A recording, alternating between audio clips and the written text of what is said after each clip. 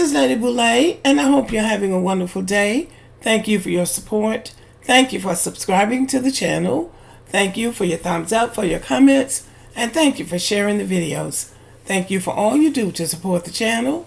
And yes, we are commanded to love one another, whether we want to or not, or whether we agree with each other or not. Well, we are familiar with Ann Coulter, the outspoken, no holds barred, no filter, conservative media pundit. She's a lawyer, she's an author, and just an all-around attention getter.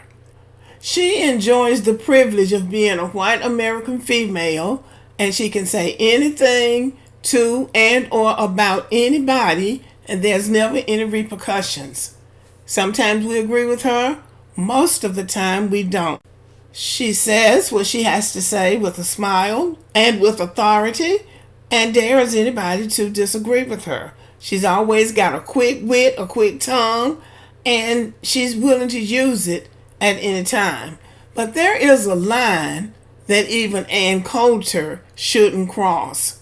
When you start talking about people's children, especially special needs children, that is off limits, and it shows just how low she is willing to go to get a laugh or to support Donald Trump, whom she doesn't like one minute, then she's supporting him the next minute. But Donald Trump would be her kind of person. We witnessed him making fun of a news reporter. I believe he had cerebral palsy back in 2020. So this is not above him. This is right down his alley, making fun of people. It's unacceptable to bring people's children into a political campaign as it is. I have seen people say ugly things about Barron Trump. That's off limits too. It's unacceptable, even though his father doesn't have sense enough to know that he shouldn't be doing that either. It shows a lack of compassion for other human beings. Anybody, but for grace and mercy, any of us could have been born with some kind of birth defect, some kind of mental or physical disability. So nobody should be so confident and smug within themselves that they think they have room to make fun of other people, especially children.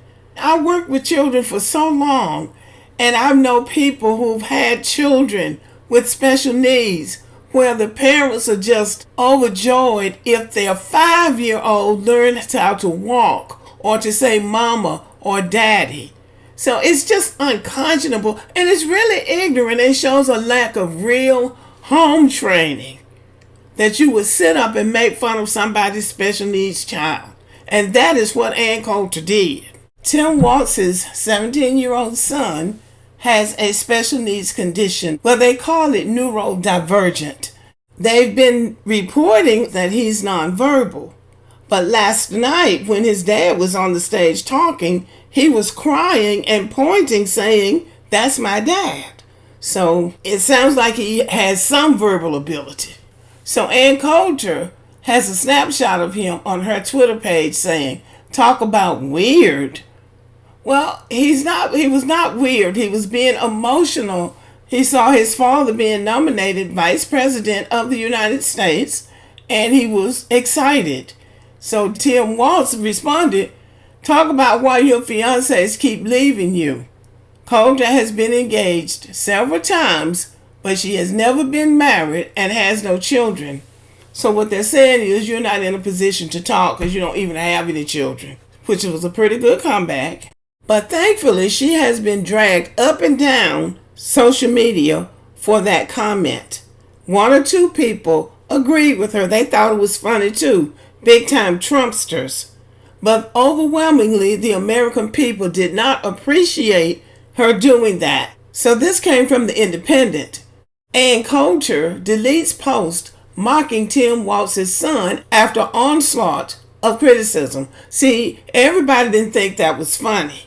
All of the Trump supporters didn't think it was funny. There are Americans across the racial and socioeconomic spectrum that are dealing with this situation with special needs children, special needs parents, special needs family members. So this is not something to play with. Conservative commentator Ann Coulter has deleted a social media post mocking Tim Walz's son after an onslaught of criticism. Gus Waltz briefly stole the show on Wednesday night during his father's speech to accept the party's vice presidential nomination at the Democratic National Convention. The 17-year-old was filmed in the family box, crying with pride and calling out, "That's my dad." It was really very touching, and people tried to compare him to Barron Trump, who doesn't show any emotion, and he's probably been bullied to death. It wouldn't shock me. But they're two different children, and each one of them has a right to respond in the way that's natural for them. On Thursday morning, Coulter shared a news article about the teenager's emotional reaction, which included a photo of him. Talk about weird, Coulter wrote above the news article. The backlash against the firebrand commentator was swift and ferocious, as well it should have been. A number of people noted that Gwen and Tim Waltz had told People magazine this week that Gus has a nonverbal learning disorder, ADHD, and an anxiety disorder. So that's a lot for a young person to deal with. When our youngest, Gus, was growing up, it became increasingly clear that he was different from his classmates, the Waltzes told the magazine. Gus preferred video games and spending time by himself.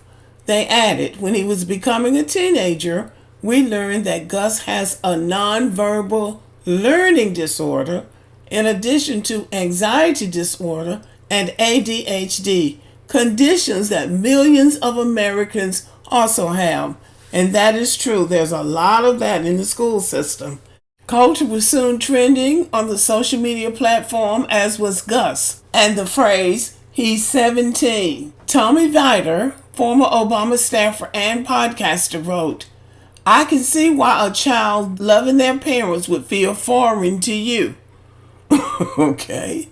The founder of the gun safety group Moms Demand Action in Every Town, Shannon Watts, wrote on X, "I am neurodivergent. When I was 14, I was diagnosed with ADHD, OCD, and several learning disorders. We're not weird, we're wonderful, and we're your family, friends, and fellow Americans." And that is absolutely true. This condition permeates the society. Even after Coulter removed the post, the criticism continued. Good. Former Republican strategist Rick Wilson wrote, "Ann Coulter will die alone, and forensic pathologists will discover her withered corpse in nothing but Marlboro Reds and box wine." Jesuit priest James Martin noted that the hateful comments came from self-professed Christians. Christians are some of the meanest and most dangerous people on the face of the earth, depending on what Christianity group you belong to. Historian Ruth Bengate also posted, "They learned from the best. Trump, who has long mocked people with disabilities and whose Project 2025 would restrict benefits to disabled veterans, is their role model." Okay, so Ann Coulter put that mean tweet out, and she got back more than she put out. And I think that should happen to people like that, because there really are decent people in America, and once in a while they will speak up. And this was one time they spoke up, and not a minute too soon, and put her out of business, at least for the moment. Okay, y'all, thank you for listening. Let me know what you think about the video, and have a good evening.